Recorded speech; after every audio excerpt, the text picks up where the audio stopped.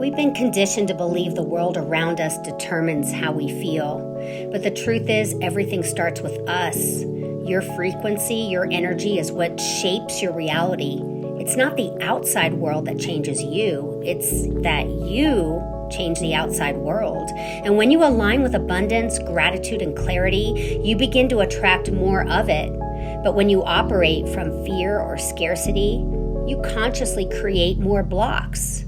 You're the signal. You're the source. So if you want to live in a more abundant, peaceful, vibrant world, don't wait for it to appear. Create it. It starts with you.